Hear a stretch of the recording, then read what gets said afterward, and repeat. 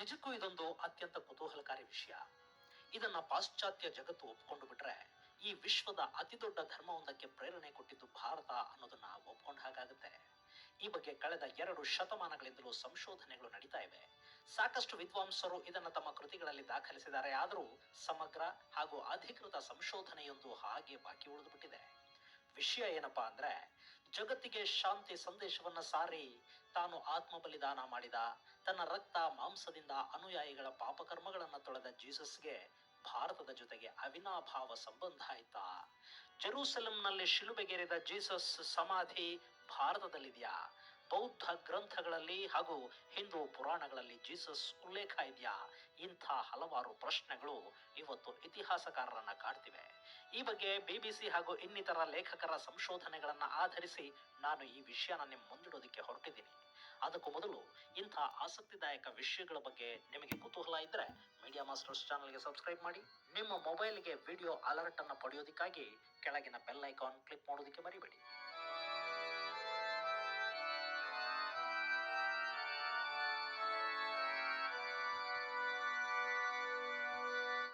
Then you will know the truth and the truth will set you free. ಸ್ನೇಹಿತರೆ, ಯೇಸು ಕ್ರಿಸ್ತನ ಬಗ್ಗೆ ಯಾರಿಗೆ ಗೊತ್ತಿಲ್ಲ? ಅವರನ್ನ 33ನೇ ವಯಸ್ಸಿಗೆ ಶಿಲುಬೆಗೆ ಏರಿಸಲಾಯಿತು ಅನ್ನೋದನ್ನ ನಾವು ಎಲ್ಲ ಕಡೆ ಓದಿದ್ದೀವಿ. ಹೀಗೆ ಶಿಲುಬೆಗೇರಿದ ನಂತರ 3ನೇ ದಿನ ಜೀಸಸ್ ಮತ್ತೆ ಉದಯಿಸಿ ಬಂದರು, ತಮ್ಮ ಭಕ್ತರಿಗೆ ದರ್ಶನ ಕೊಟ್ಟರು ಅಂತ ಗಾಸ್ಪೆಲ್ಗಳು ಹೇಳುತ್ತವೆ. ಆದ್ರೆ ಶಿಲುಬೆಗೇರಿದ ಜೀಸಸ್ ನಿಜವಾಗ್ಲೂ ಅಲ್ಲಿ ಸಾವಿಗೀಡಾದ್ರ? ಹಾಗಾದ್ರೆ ಕಾಶ್ಮೀರದಲ್ಲಿರೋ ಸಮಾಧಿಯನ್ನ ಜೀಸಸ್ ಸಮಾಧಿ ಅಂತ ಯಾಕೆ ಹೇಳ್ತಿದ್ದಾರೆ? ಇದೇ ಇವತ್ತು ಸಾಕಷ್ಟು ಸಂಶೋಧಕರನ್ನ ಕಾಡ್ತಿರೋ ಪ್ರಶ್ನೆ. ಆಧುನಿಕತೆಗೆ ಒಗ್ಗಿಕೊಳ್ತಿರೋ ಹಾಗೂ ಸೈನ್ಸ್ ಕಡೆಗೆ ವಾಲ್ತಿರೋ ಕ್ರೈಸ್ತ ಯುವ ಸಮೂಹ ಕೂಡ ಈಗ ಜೀಸಸ್ ಎದ್ದು ಬಂದರು ಅನ್ನೋ ಗಾಸ್ಪೆಲ್ಗಳ ಪವಾಡಗಳನ್ನ ನಂಬ್ತಿಲ್ಲ. ಬದಲಿಗೆ ಲಾಜಿಕ್ಗಳನ್ನ ಹುಡುಕೋದಿಕ್ಕೆ ಶುರು ಮಾಡಿದೆ.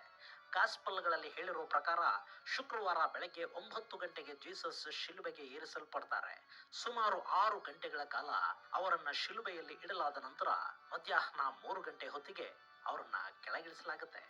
ಸೈನಿಕರು ಜೀಸಸ್ ಸಾವನ್ನ ಖಚಿತಪಡಿಸಿಕೊಂಡು ದೇಹವನ್ನ ಅನುಯಾಯಿಗಳಿಗೆ ಒಪ್ಪಿಸಿ ಅಲ್ಲಿಂದ ಹೊರಟು ಹೋಗ್ತಾರೆ. ಹಾಗಾದ್ರೆ 6 ಗಂಟೆ ಶಿಲುಬೆಯಲ್ಲಿದ್ದ ಜೀಸಸ್ ಶಿಲುಬೆ ಮೇಲೆ ಜೀವ ಬಿಟ್ರ? ಹಾಗೆ ಹೇಳೋದಕ್ಕೆ ಸಾಧ್ಯವಾಗ್ತಿಲ್ಲ. ಯಾಕೆ ಅಂದ್ರೆ ಜೀಸಸ್ ಅವರನ್ನ ಶಿಲುಬೆಗೇರಿಸಿದಾಗ ಅವರ ಕೈ ಹಾಗೂ ಕಾಲುಗಳಿಗೆ ಮೊಳೆ ಹೊಡೆಯಲಾಗಿದ್ದೇ ಹೊರತು ದೇಹದ ಸೂಕ್ಷ್ಮ ಅಂಗಗಳು ಘಾಸಿಗೊಂಡಿರಲಿಲ್ಲ. ಇವತ್ತಿಗೂ ಫಿಲಿಪ್ಪೈನ್ಸ್ ನಲ್ಲಿ ವರ್ಷಕ್ಕೊಮ್ಮೆ ಶಿಲುಬೆಗೇರುವ ಆಚರಣೆ ನಡೆಯುತ್ತೆ ಅಂತ BBC ತನ್ನ ಡಾಕ್ಯುಮೆಂಟರಿಯಲ್ಲಿ ಹೇಳ್ತಿದೆ. ಅಲ್ಲಿ ಅಕ್ಷರಶಃ ಜನರನ್ನ ಶಿಲುಬೆಯ ಮೇಲೆ ಮೊಳೆ ಹೊಡೆದು ನಿಲ್ಲಿಸಲಾಗುತ್ತೆ. ಕೆಲ ಗಂಟೆಗಳ ನಂತರ ಶಿಲುಬೆಯಿಂದ ಅವರನ್ನ ಕೆಳಗಿಳಿಸ್ತಾರೆ. ಹಾಗೂ ಮಾಡೋದ್ರಿಂದ ಸಾವು ಸಂಭವಿಸೋದಿಲ್ಲ.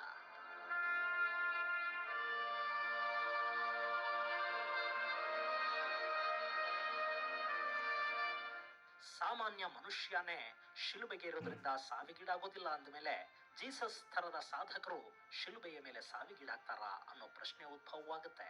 ಅಲ್ಲಿ ನಿತ್ರಾಣರಾಗಿ ಅರೆಜೀವವಾಗಿದ್ದ ಜೀಸಸ್ ಅವರನ್ನ ಶಿಲುಬೆಯಿಂದ ಕೆಳಗಿಳಿಸಿದ ನಂತರ ಅವರ ಅನುಯಾಯಿಗಳು ಜೆರೂಸೆಲಂ ಹೊರವಲಯದ ಗುಹೆಯೊಂದಕ್ಕೆ ಹೊತ್ತೊಯ್ತಾರೆ. ಅಲ್ಲಿ ಆರೈಕೆಯ ನಂತರ ಜೀಸಸ್ ಚೇತರಿಸಿಕೊಂಡಿರಬಹುದು. ಹಾಗಾಗಿನೇ 3 ದಿನಗಳ ನಂತರ ಅದೇ ಗುಹೆಯ ಬಳಿ ಅವರು ಮೇರಿ ಮ್ಯಾಗ್ಡಲಿನ್ಗೆ ದರ್ಶನ ಕೊಡ್ತಾರೆ. ಆ ನಂತರ ತಮ್ಮ ಅನುಯಾಯಿಗಳಿಗೆ ಕಾಣಿಸ್ಕೊಂಡ ಜೀಸಸ್ ಅಲ್ಲಿ ಥಾಮಸ್ ಎಂಬ ಭಕ್ತನಿಗೆ ತಾವು ಭೂತ ಅಥವಾ ಆತ್ಮ ಅಲ್ಲ ಅನ್ನೋದನ್ನ ಸಾಬೀತುಪಡಿಸೋದಕ್ಕೆ ತಮ್ಮನ್ನ ಮುಟ್ಟಿ ನೋಡುವಂತೆ ತಿಳಿಸ್ತಾರೆ. ಅಷ್ಟೇ ಅಲ್ಲ, ಅವತ್ತಿಗೆ ಜೀಸಸ್ ಬದುಕಿದ್ದಾರೆ ಅಂತ ಗೊತ್ತಾಗಿದ್ರೆ ಅವರನ್ನ ಮತ್ತೆ ಕೊಲೆ ಮಾಡೋ ಸಾಧ್ಯತೆ ಇತ್ತು. ಹೀಗಾಗಿ ಅವರ ಚೇತರಿಕೆಯನ್ನ ಗೌಪ್ಯವಾಗಿ ಇರಿಸಲಾಯಿತು ಹಾಗೂ ಅವರನ್ನ ಕೆಲ ದಿನಗಳ ನಂತರ ಜೆರೂಸೆಲಂನಿಂದ ರಹಸ್ಯವಾಗಿ ಹಾಗೂ ಕ್ಷೇಮವಾಗಿ ಹೊರಗೆ ಕಳುಹಿಸಲಾಯಿತು. ದಿನಗಳ ನಂತರ ಜೀಸಸ್ ಕೂಡ ಜೆರೂಸೆಲಂನಿಂದ ಹೊರಡ್ತಾರೆ.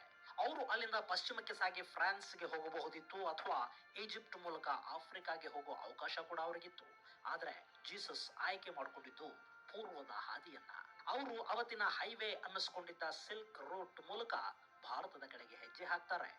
ಇಷ್ಟಕ್ಕೂ ಅವರು ಎಲ್ಲ ಬಿಟ್ಟು ಪೂರ್ವದ ಹಾದಿಯನ್ನ, ಅದು ಭಾರತದ ಹಾದಿಯನ್ನೇ ಯಾಕೆ ಆಯ್ಕೆ ಮಾಡಿಕೊಂಡ್ರು? ಇದು ಗೊತ್ತಾಗಬೇಕು ಅಂದ್ರೆ ನಾವು ಜೀಸಸ್ ಅವರ ನಿಗೂಢ ದಿನಗಳು ಅಥವಾ ಗಾಸ್ಪಲ್ನಲ್ಲಿ ಹೇಳಲಾದ ಮಿಸ್ಸಿಂಗ್ ಡೇಸ್ ಬಗ್ಗೆ ತಿಳ್ಕೋಬೇಕು. ಗಾಸ್ಪಲ್ಗಳಲ್ಲಿ ಜೀಸಸ್ ಹುಟ್ಟಿದ ಬಗ್ಗೆ ಇದೆ. ಆನಂತರ ಅವರ 13ನೇ ವರ್ಷದಿಂದ 28ನೇ ವರ್ಷದವರೆಗೆ ಜೀಸಸ್ ಎಲ್ಲಿದ್ರು, ಏನು ಮಾಡ್ತಿದ್ರು ಅನ್ನೋ ಬಗ್ಗೆ ಯಾವುದೇ ಸ್ಪಷ್ಟ ಮಾಹಿತಿನೂ ಸಿಗೋದಿಲ್ಲ. ಅದನ್ನ ಮಿಸ್ಸಿಂಗ್ ಡೇಸ್ ಅಂತ ಹೇಳಲಾಗತ್ತೆ. ಆ ಅವಧಿಯಲ್ಲಿ ಜೀಸಸ್ ಎಲ್ಲಿದ್ರು, ಆ ಬಗ್ಗೆ ಬೆಳಕು ಚೆಲ್ಲೋದು 19ನೇ ಶತಮಾನದ ರಷ್ಯನ್ ಲೇಖಕ ನಿಕೋಲಾಸ್ ನೋಟಾವಿಚ್ ಬರೆದಿರೋ the unknown life of Jesus Christ ಅನ್ನೋ ಪುಸ್ತಕ. ಗಾಸ್ಪಲ್ ಹಾಗೂ ಬೈಬಲ್ಗಳಲ್ಲಿ ಕಳೆದು ಹೋದ ದಿನಗಳ ಬಗ್ಗೆ ಬರೆಯೋ ನಿಕೋಲಸ್ ಅದನ್ನ ಹುಡುಕೊಂಡು ಟಿಬೆಟ್ಗೆ ಬರ್ತಾನೆ. ಅಲ್ಲಿನ ಹ್ಯಾಮಿಸ್ ಮೊನಾಸ್ಟ್ರಿ ಅನ್ನೋ ಬೌದ್ಧಾರಾಮವೊಂದರಲ್ಲಿ ಹಲವಾರು ಪುರಾತನ ಗ್ರಂಥಗಳನ್ನ ಪರಿಶೀಲಿಸ್ತಾನೆ. ಆ ಪೈಕಿ ಪಾಲಿ ಭಾಷೆಯ ತಾಳಪತ್ರ ಗ್ರಂಥವೊಂದರ ಅನುವಾದವನ್ನ ತನ್ನ ಪುಸ್ತಕದಲ್ಲಿ ದಾಖಲಿಸ್ತಾನೆ. ಬೆತ್ಲೆಹೆಮ್ನಲ್ಲಿ ಮರಿಯಂ ಹಾಗೂ ಜೋಸೆಫ್ ಮಗನಾಗಿ ಹುಟ್ಟುವ ಯೇಷುವ ಬಾಲಕನಾಗಿದ್ದಾಗಲೇ ಅವತ್ತಿನ ಆಚರಣೆಗಳು ಹಾಗೂ ಧರ್ಮ ಗ್ರಂಥಗಳ ಬಗ್ಗೆ ಸಾಕಷ್ಟು ಪ್ರಶ್ನೆಗಳನ್ನ ಕೇಳ್ತಿದ್ದ ಹಾಗೂ ತನ್ನದೇ ವ್ಯಾಖ್ಯಾನವನ್ನ ಮಾಡ್ತಿದ್ದ. ಈ ಬಾಲಕನ ಪ್ರತಿಭೆ ಅಲ್ಲಿ ಸಾಕಷ್ಟು ಜನರನ್ನ ಆಕರ್ಷಿಸಿತ್ತು. ಈ ಮಧ್ಯೆ ಯೇಷುವ ತನ್ನ 13ನೇ ವಯಸ್ಸಲ್ಲಿ ಮನೆ ಬಿಟ್ಟು ಹೊರಟು ಬರ್ತಾನೆ. ಹಾಗೆ ಹೊರಟವನು ಸಿಲ್ಕ್ ರೂಟ್ ಮೂಲಕ ಭಾರತಕ್ಕೆ ಕಾಲಿಡ್ತಾನೆ. ಯೇಷುವ ಮೊದಲು ಬಂದಿದ್ದು ಪಂಜಾಬ್ ಅನ್ನ ದಾಟಿ ರಾಜಸ್ಥಾನದ ರಜಪುಠಾಣಗೆ. ಅಲ್ಲಿ ಕೆಲ ಕಾಲ ಜೈನ ಸಾಧಕರೊಂದಿಗೆ ಕಳೀತಾನೆ. ಅಲ್ಲಿಂದ ಜಗನ್ನಾಥಪುರಿಗೆ ಬರ್ತಾನೆ.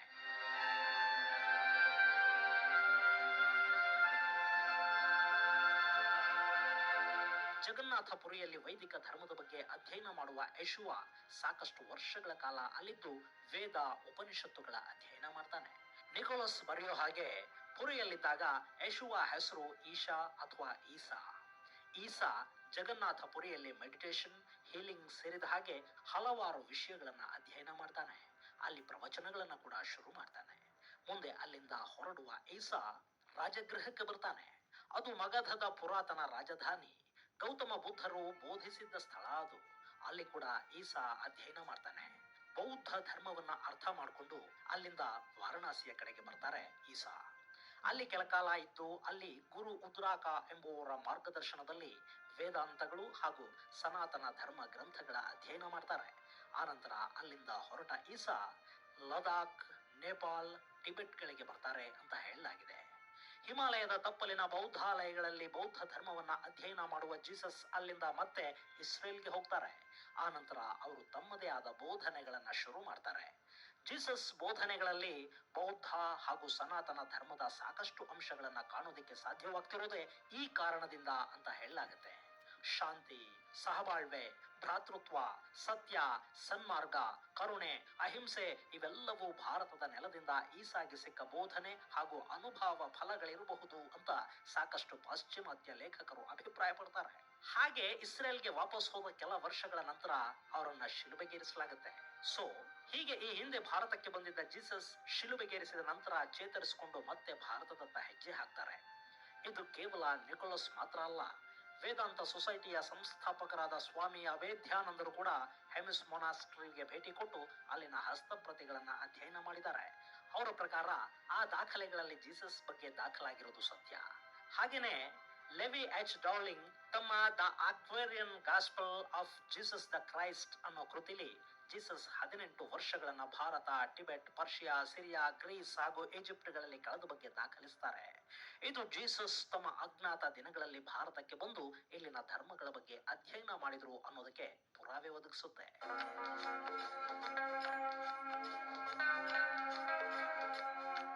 ಇನ್ನು ಜೀಸಸ್ ತಮ್ಮ ಅಂತಿಮ ದಿನಗಳನ್ನ ಕೂಡ ಭಾರತದಲ್ಲೇ ಕಳೆದ್ರು ಅಂತ ಹೇಳೋದಕ್ಕೆ ಕೂಡ ಸಾಕಷ್ಟು ಸಾಕ್ಷ್ಯ, ಆಧಾರಗಳು ಲಭ್ಯವಿವೆ. ಅಹ್ಮದೀಯ ಪಂಥದ ಸ್ಥಾಪಕ ಮಿರ್ಜಾ ಗುಲಾಂ ಅಹ್ಮದ್ ಬರೆದಿರೋ ಜೀಸಸ್ ಇನ್ ಇಂಡಿಯಾ ಅನ್ನೋ ಕೃತಿಲಿ ಜೀಸಸ್ ತಮ್ಮ ಅಂತಿಮ ದಿನಗಳನ್ನ ಕಾಶ್ಮೀರದಲ್ಲಿ ಕಳೆದ್ರು ಅಂತ ದಾಖಲಾಗಿದೆ. ಜರ್ಮನ್ ಲೇಖಕ ಹಾಲ್ಗರ್ ಕ್ಯಾಸ್ಟನ್ ಕೂಡ ಇದೇ ಅಭಿಪ್ರಾಯವನ್ನ ವ್ಯಕ್ತಪಡಿಸ್ತಾರೆ.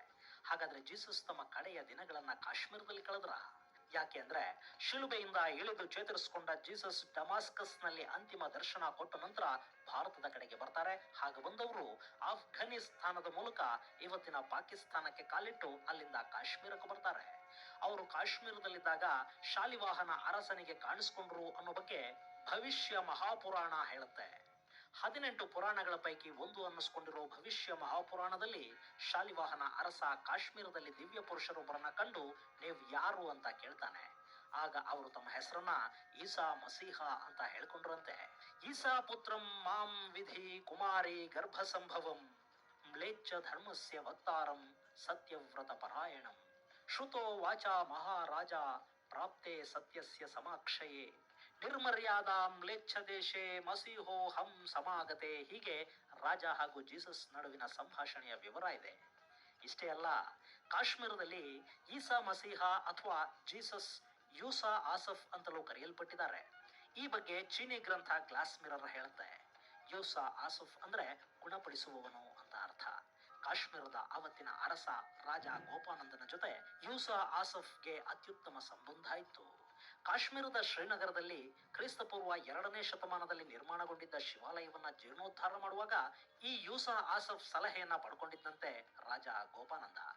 ಈ ದೇವಾಲಯದ ಗೋಡೆಗಳನ್ನ ಈಗ ನವೀಕರಿಸಲಾಗಿದೆ.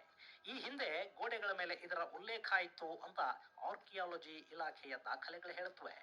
ಇನ್ನು ಶ್ರೀನಗರದಲ್ಲೇ ತಮ್ಮ 80ನೇ ವಯಸ್ಸಿನವರೆಗೆ ಜೀವಿಸಿದ್ದ ಜೀಸಸ್ ಈಸಾ ಅಥವಾ ಯೂಸಾ ಆಸಫ್ 80ನೇ ವಯಸ್ಸಲ್ಲಿ ದೇಹಾಂತ್ಯಗೊಳಿಸಿದ್ರು. ಅವರನ್ನ ಅದೇ ಕಾಶ್ಮೀರದಲ್ಲಿ ಸಮಾಧಿ ಮಾಡಲಾಯಿತು. ಇವತ್ತು ಶ್ರೀನಗರದಲ್ಲಿ ಯೂಸಾ ಆಸಫ್ ಸಮಾಧಿ ನಮಗೆ ಕಾಣಸಿಗುತ್ತೆ. ಯಹೂದಿ ಸಂಪ್ರದಾಯದಂತೆ ಪೂರ್ವ ಪಶ್ಚಿಮಕ್ಕೆ ಯೂಸಾ ಆಸಫ್ರನ್ನ ಸಮಾಧಿ ಮಾಡಲಾಗಿದೆ. ಅಲ್ಲಿ ಪಾದದ ಗುರುತನ್ನು ಕೂಡ ಇರಿಸಲಾಗಿದೆ. ಹೀಗೆ ಪಾದ ಇಡೋದು ಇಸ್ಲಾಂ ಸಂಪ್ರದಾಯವಲ್ಲ. ಸೊ ಇದು ಮುಸ್ಲಿಂ ಸಂತನ ಸಮಾಧಿ ಅಂತೂ ಖಂಡಿತ ಅಲ್ಲ. ಹಾಗಾದ್ರೆ ಯೂಸಾ ಆಸಫ್, ಜೀಸಸ್ ಕ್ರೈಸ್ಟ್ ಎರಡು ಒಂದೇ ಆಗಿರ್ಬೇಕಲ್ವಾ? ಇನ್ನು ಬೌದ್ಧ ಧರ್ಮವನ್ನ ಸ್ವೀಕರಿಸಿದ್ದ ಕುಶಾಣರ ಅರಸ ಕನಿಷ್ಕ ತನ್ನ ನಾಣ್ಯಗಳಲ್ಲಿ ಬುದ್ಧ ಹಾಗೂ ಈಸಾನ ಚಿತ್ರಗಳನ್ನ ಮುದ್ರಿಸಿರೋದು ಕೂಡ ಇಲ್ಲಿ ಈಸಾ ಅಥವಾ ಜೀಸಸ್ ಇದ್ದ ಬಗ್ಗೆ, ಅವರು ಬೌದ್ಧ ಧರ್ಮದಿಂದ ಪ್ರಭಾವಿತರಾದ ಬಗ್ಗೆ ನಮಗೆ ಸಾಕ್ಷ್ಯಗಳನ್ನ ಒದಗಿಸುತ್ತೆ. ಇವತ್ತಿಗೂ ಇಲ್ಲಿನ ಯೂಸಾ ಆಸಿಫ್ ಸಮಾಧಿಗೆ ಸಾಕಷ್ಟು ಪ್ರವಾಸಿಗಳು ಬರ್ತಾರೆ, ಇಲ್ಲಿನ ಸಮಾಧಿಯ ದರ್ಶನ ಮಾಡ್ಕೊಳ್ತಾರೆ. ಆದ್ರೆ ಕಾಶ್ಮೀರದಲ್ಲಿರೋ ಯೂಸಾ ಆಸಿಫ್ ಇಡೀ ಜಗತ್ತಿಗೆ ಶಾಂತಿಯ ಸಂದೇಶವನ್ನ ಸಾರಿದ ಜೀಸಸ್ ಇಬ್ಬರು ಒಂದೇನಾ? ಕ್ರೈಸ್ತ ಮಿಷನರಿಗಳು ಇದನ್ನ ಒಪ್ಕೊಳ್ಳೋದಿಲ್ಲ. ಅವರ ಪ್ರಕಾರ ಜೀಸಸ್ ಶಿಲುಬೆಗೇರಿ ಮರಣ ಹೊಂದಿದ 3ನೆಯ ದಿನ ಪುನರುತ್ಥಾನಗೊಂಡರು ಅನ್ನೋದನ್ನ ನಂಬದೆ ಅವರು ಕಾಶ್ಮೀರದಲ್ಲಿ, ಭಾರತದಲ್ಲಿ ಅಥವಾ ಬೇರೆನ್ನೆಲ್ಲೋ ಜೀವಂತವಾಗಿದ್ರು ಅಂತ ನಂಬಿದ್ರೆ ಪವಾಡಗಳು ಸುಳ್ಳಾಗುತ್ತವೆ. ಅತಿ ದೊಡ್ಡ ಧರ್ಮವೊಂದು ಭಾರತದಿಂದ ಪ್ರಭಾವಿತಗೊಳ್ತು ಅಂತ ಒಪ್ಕೊಳ್ಳೋದಕ್ಕೆ ಅವರಿಂದ ಸಾಧ್ಯವಾಗದೇ ಇರೋದಕ್ಕೆ ಇಂಥ ಸಾಕಷ್ಟು ಕಾರಣಗಳಿರಬಹುದು. ಆದ್ರೆ ಈ ಬಗ್ಗೆ ಸಮಗ್ರ ಹಾಗೂ ವೈಜ್ಞಾನಿಕ ಸಂಶೋಧನೆಗಳು ನಡಿಬೇಕಿದೆ. ಈಗಿನ ವಿಜ್ಞಾನಕ್ಕದೇನ್ ದೊಡ್ಡ ವಿಷಯ ಅಲ್ಲ. DNA ಪರೀಕ್ಷೆ ನಡೆಸಿದ್ರೆ ಸಮಾಧಿ ಯಾರದ್ದು ಅನ್ನೋದು ಗೊತ್ತಾಗಿ ಹೋಗುತ್ತೆ. ಆದ್ರೆ ಅದನ್ನ ಮಾಡೋದು ಯಾರು? ಇನ್ನು ಈ ಸಮಾಧಿ, ಇದನ್ನ ನಿಜಕ್ಕೂ ಜೋಪಾನ ಮಾಡಬೇಕಿದೆ. ಮುಂದೆ ಇದು ಜೀಸಸ್ ಸಮಾಧಿನೇ ಅಂತ ಪ್ರೂವ್ ಆದ್ರೆ ಭಾರತದ ಆಧ್ಯಾತ್ಮ ಶಕ್ತಿ ಎಂಥದ್ದು ಅನ್ನೋದು ಜಗತ್ತಿಗೆ ಸಾರುವ ಪುರಾವೆಯಾಗುತ್ತೆ ಈ ಸಮಾಧಿ. ಏನಂತೀರಿ? ಇದು ಸ್ನೇಹಿತರೆ ಜೀಸಸ್ ಭಾರತಕ್ಕೆ ಬಂದಿದ್ರು ಅನ್ನೋದಕ್ಕೆ ಇರೋ ಪುರಾವೆಗಳ ಸಹಿತ ವಿವರಣೆ. ಈ ಬಗ್ಗೆ ಬಿಬಿಸಿಯ ಡಾಕ್ಯುಮೆಂಟರಿ ಹಾಗೂ ವಿವಿಧ ಗ್ರಂಥಗಳಲ್ಲಿನ ವಿವರಗಳನ್ನ ನಿಮ್ಮ ಮುಂದಿಟ್ಟಿದ್ದೇನೆ. ಈ ಬಗ್ಗೆ ನಿಮಗೆ ಹೇಳಬೇಕಾದ್ದು ಮತ್ತು ಹೇಳಬಹುದಾದ್ದು ಇನ್ನೂ ಸಾಕಷ್ಟಿದೆ. ಆದ್ರೆ ಸಮಯದ ಅಭಾವದಿಂದ ಸಾಕಷ್ಟು ಸಂಕ್ಷಿಪ್ತವಾಗಿ ಇದನ್ನ ವಿವರಿಸೋದಕ್ಕೆ ಪ್ರಯತ್ನ ಪಟ್ಟಿದ್ದೀನಿ. ಉಳಿದದ್ದು ನಿಮಗೆ ಬಿಟ್ಟಿದ್ದು. ಇಂಥದ್ದೇ ಕುತೂಹಲಕಾರಿ ವಿಡಿಯೋದ ಜೊತೆಗೆ ಮುಂದಿನ ಸಂಚಿಕೆಯಲ್ಲಿ ಭೇಟಿಯಾಗೋಣ. ಅಲ್ಲಿವರೆಗೂ ಜೈ ಹಿಂದ್, ಜೈ ಕರ್ನಾಟಕ.